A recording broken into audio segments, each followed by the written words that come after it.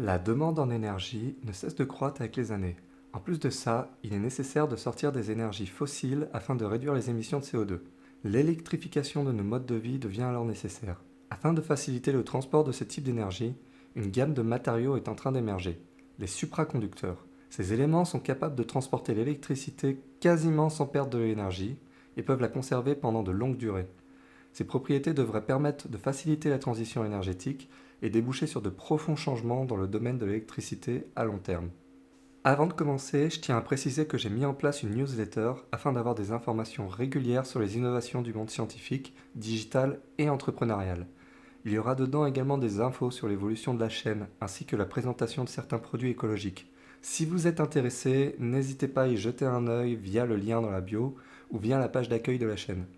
Dans cette vidéo, nous allons donc voir les différentes applications de ce matériau qu'est le supraconducteur, ainsi que l'évolution de la recherche à son sujet au cours du temps, qui a été plus de 100 ans.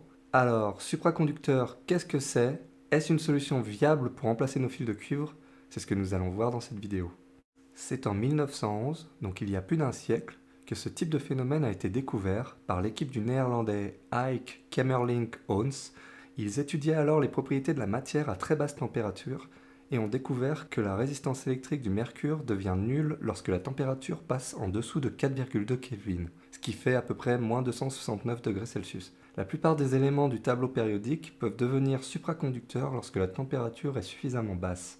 L'état de supraconductivité ne peut être expliqué ni par la physique classique, ni par la théorie quantique de l'état solide. Les scientifiques John Barden, Leon Cooper et John Schrieffer ont alors élaboré une théorie partielle nommée BCS. Celle-ci explique que les électrons se regroupent par deux, par interaction avec les vibrations du réseau, se nommant les phonons et correspondant à une excitation collective dans un arrangement périodique d'atomes et qui constitue une structure cristalline ou amorphe. Les vibrations qui se propagent peuvent être assimilées à une quasi-particule dans la mécanique quantique. Ces paires forment ainsi des paires de Cooper, autrement appelées bosons, qui peuvent alors se déplacer sans friction dans le matériau. Toutes les paires d'électrons vont se superposer les unes aux autres pour former une seule onde quantique, appelée condensat. Celle-ci devient insensible aux défauts du matériau et fait tomber la résistance électrique à zéro. L'image de ce phénomène serait d'avoir un matériau constitué d'ions positifs et baignant dans un gaz d'électrons. Lorsqu'un électron passe, les cations se déplacent en étant attirés par celui-ci. Or, ce déplacement générerait alors une zone électriquement positive qui attirerait à nouveau un électron et continuerait le mouvement. Comme les électrons présents dans la paire sont de même charge, ils devraient se repousser. C'est pourquoi l'interaction les maintenant ensemble serait faible et ne résisterait pas à une hausse des températures. Avec le temps, les scientifiques ont essayé de faire monter cette température pour avoir des matériaux supraconducteurs à plus haute température, comme 80 Kelvin ou moins 193 degrés Celsius par exemple. L'avantage d'avoir des températures critiques au-dessus de moins 196 degrés Celsius est que cela signifie qu'on peut atteindre cet état au-dessus de la température d'ébullition de l'azote, qui est moins cher que l'hélium liquide et qui est utilisé autrement. C'est en 1986 que furent découverts les cuprates, qui sont des composés à base d'oxyde de cuivre et qui provenaient d'autres classes de matériaux et qui furent appelés supraconducteurs non conventionnels. La température critique la plus élevée pour un cuprate jusqu'ici obtenue est de moins 135 degrés Celsius. Parmi ce type de matériaux, on va avoir également les fermions lourds, les supraconducteurs organiques, les sels de Bechgard ou les pnictures, qui sont des composés à base de fer dont la température critique est de moins 217 degrés Celsius. Des centaines de matériaux supraconducteurs ont été conçus, souvent en laboratoire, en réalisant des réactions de synthèse complexes. Il existe seulement 3 minéraux naturels ayant cette propriété. Ce sont la covellite, la platezite et la parkerite. Un autre a été découvert et agit comme supraconducteur non conventionnel en gardant les propriétés à plus haute température, c'est le miacite. Il est composé de 17 atomes de rhodium et de 15 atomes de soufre. Bien qu'il ait été synthétisé dès les années 30, on a pu observer des traces de sa présence à l'état naturel au début des années 2000. En 2014, un des supraconducteurs, le FeSe, est remis en avant. Sa température critique est faible, juste 10 degrés, ce qui est très bas. Les scientifiques se sont rendus compte cependant qu'il était possible, en faisant croître une couche mince, donc de l'épaisseur d'une couche atomique ou un peu plus, sur un substrat de type SrTiO3, d'atteindre une température critique supérieure à 100 Kelvin. Or, cette température critique était supérieure à celle de tous les autres supraconducteurs à base de fer. Cela a permis d'ouvrir la voie à la recherche sur les supraconducteurs en couches minces et de synthétiser des matériaux complexes servant de supraconducteurs. En dessous de leur température critique, propre au matériau, celui-ci peut passer à l'état de supraconducteur et possède alors deux propriétés spécifiques à cet état. Il n'y a plus de résistance au passage d'un courant électrique, sa résistivité tombe à zéro et il n'y a plus de dissipation d'énergie lorsque le courant passe. Et la deuxième chose, c'est les champs magnétiques extérieurs de faible force ne peuvent pas pénétrer à l'intérieur du matériau. Ils restent uniquement à la surface. Ce phénomène est appelé effet Messner. On dit que le matériau présente un diamagnétisme parfait, créant un faible champ magnétique opposé au champ extérieur. Pour information, l'eau est par exemple diamagnétique. Or, comme les êtres vivants sont composés majoritairement d'eau, il est en théorie possible de faire léviter des organismes dans un champ magnétique très puissant. En pratique, ça a été montré avec des grenouilles. Le fait d'augmenter la pression peut permettre d'augmenter la température critique. Cet état supraconducteur peut également être détruit en augmentant le champ magnétique appliqué, car celui-ci pénètre alors dans le matériau et détruit l'effet Messner. Il y a ainsi deux types de supraconducteurs. Ceux de type 1, qui restent dans cet état uniquement pour des champs magnétiques appliqués faibles, au-delà l'effet Messner est détruit, et ceux de type 2, qui peuvent accepter d'avoir des champs magnétiques plus forts, même si cela veut dire que celui-ci traverse le matériau. Ceci est dû au fait que le matériau contient à la fois des zones supraconductrices et des zones normales. C'est grâce à ce type de supraconducteur que les scientifiques ont pu réaliser des aimants pour les accélérateurs de particules. Avec un faible champ magnétique, ils se comportent comme ceux de type 1. Le champ magnétique est alors complètement rejeté. Mais avec des champs magnétiques plus importants, ils laissent passer une partie du champ dans le matériau via des vortex. Ils ont la forme de cylindres et traversent le matériau d'un bout à l'autre. Dans ces vortex, le matériau n'est plus supraconducteur. Des courants supraconducteurs vont circuler autour de ces cylindres comme une sorte de tourbillon, d'où le nom de vortex. La distance entre plusieurs vortex diminue avec un champ magnétique appliqué croissant. Lorsqu'ils se touchent car ils sont trop près, le matériau redevient normal. Une particularité sur les paires de Cooper est que leur spin est nul. Chacun des électrons de la paire ont le même spin, mais de signe opposé. La différence d'énergie entre l'état supraconducteur et l'état normal est appelée gap d'énergie. Celle-ci correspond à l'énergie nécessaire pour passer de l'état supraconducteur à l'état normal en brisant les paires de Cooper. Cette énergie tend vers zéro lorsque la température tend vers la température critique. Alors on appelle aussi courant critique le courant maximum qui peut passer dans un supraconducteur. Au-delà, le matériau perd ses propriétés de supraconducteur. Il y a alors de la résistance au courant et le matériau se met à chauffer. On appelle également champ critique le champ magnétique maximum qui peut être appliqué sur le matériau. Au-delà, le matériau redeviendra normal. Dans un métal, les électrons peuvent être considérés comme indépendants. Or, dans un cuprate, ce n'est pas le cas. Les électrons sont dits fortement corrélés. Ils vont se gêner, se bloquer, et leur déplacement est uniquement collectif. De plus, à l'état isolant, ces matériaux sont magnétiques. Deux scénarios dominent pour expliquer leur supraconductivité. Pour certains, cela viendrait du magnétisme qu'ils peuvent avoir. Il s'agirait de petites fluctuations et servirait de colle aux paires d'électrons. D'autres pensent que les électrons s'organisent sous différentes configurations ou ordres. Celles-ci entreraient alors en compétition. Il en découlerait alors la supraconductivité. Ces ordres électroniques ont pu être mis en évidence en soumettant les matériaux à des impulsions magnétiques puissantes afin de supprimer la supraconductivité. Cela permet alors d'observer les propriétés du matériau quand il n'est pas en phase supraconductrice. En 2015, une équipe de chercheurs allemands arrive à avoir du sulfure d'hydrogène supraconducteur à moins 70 degrés Celsius. Cependant, il faut appliquer une pression de 2 millions de bars pour atteindre cette température critique. Pour arriver à une telle pression, les scientifiques utilisent des cellules à enclume de diamant, un matériau extrêmement résistant aux hautes pressions. Ce défi n'est pas insurmontable toutefois. En effet, dans la croûte terrestre, le diamant qui se forme à de telles pressions garde ensuite ses propriétés lorsqu'il émerge à la surface de la Terre. L'idée est ainsi de trouver des hydrures qui resteraient supraconducteurs une fois la pression relâchée. Afin de trouver ce matériau, de nombreuses simulations numériques sont réalisées afin de tester des combinaisons d'éléments. Cette vidéo est sponsorisée par Mel Science. Mel Science est une offre par abonnement pour faire découvrir les sciences aux enfants. Chaque mois, un nouveau kit vous est livré pour découvrir de nouvelles choses dans les sciences. En fonction du pays, plusieurs domaines existent, notamment le STEM pour les enfants de 5 à 10 ans, la physique pour les enfants de 8 à 14 ans et la chimie pour ceux compris entre 10 à 16 ans. Il est également possible de prendre un abonnement à l'année afin de bénéficier d'une remise de 15%. Avec chaque souscription, vous aurez 2 à 3 nouvelles expériences à tester. Mel Science est présent dans plus de 40 pays à travers le monde et l'offre reste plutôt abordable. Vous pourrez ainsi partager une expérience unique avec votre enfant et partager votre amour des sciences. Vous pouvez également offrir un kit en cadeau à une connaissance, pour son anniversaire par exemple. Avec votre premier kit, vous recevrez également un équipement VR. En le combinant avec l'application Mail Science, vous pouvez profiter pleinement des expériences qui fournissent chacun un code VR. Alors n'hésitez pas à cliquer sur le lien dans la description. Vous pouvez bénéficier de 50% de réduction sur le premier mois en rentrant le code de réduction, ce qui vous permettra de tester le kit en toute tranquillité. Vous pouvez annuler ou mettre en pause votre abonnement à tout moment sur leur site, donc il n'y a rien qui vous retient de tester ce kit.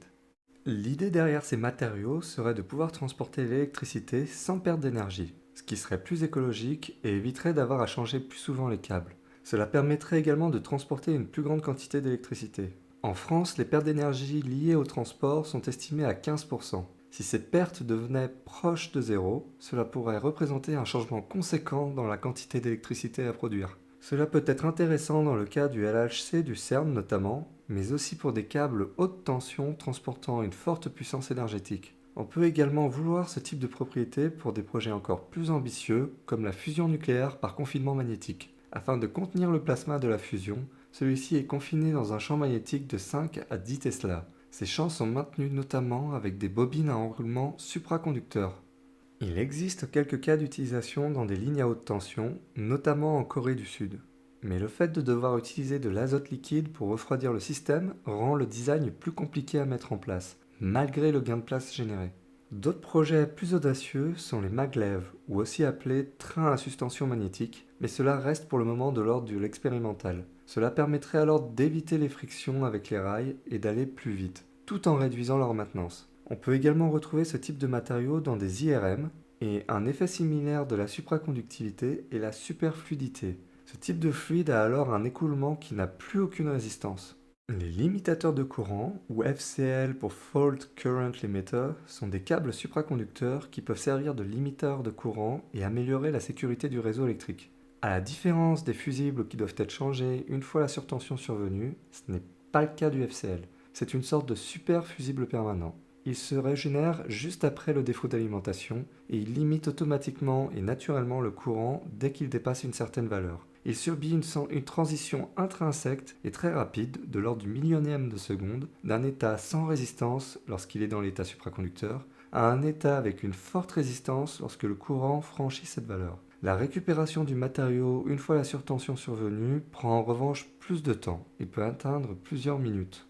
La valeur du courant de court-circuit augmente avec le nombre de centrales électriques connectées au réseau. Ainsi, il est possible que les équipements ne soient plus adaptés aux contraintes s'ils sont anciens. Il existe actuellement 2 FCL en Europe qui sont situés au Royaume-Uni et en Allemagne. C'est en 2004 que l'entreprise japonaise Sumitomo a réalisé le premier câble supraconducteur. Celui-ci était capable de transporter jusqu'à 130 fois plus d'électricité qu'une ligne conventionnelle. Une autre ligne fut créée dans la ville d'Albany, aux États-Unis. Les câbles qui la composaient étaient faits à base d'oxyde de cuivre mêlé à du bismuth. Ces câbles baignaient par ailleurs dans de l'azote liquide. La ligne avait permis de faire économiser une quantité de matériaux importante, en passant de 8400 kg de fil de cuivre habituellement à 110 kg de fil supraconducteur. L'avantage des câbles supraconducteurs est qu'ils permettent de faire passer une forte intensité, de l'ordre de plusieurs kiloampères, plutôt qu'une haute tension.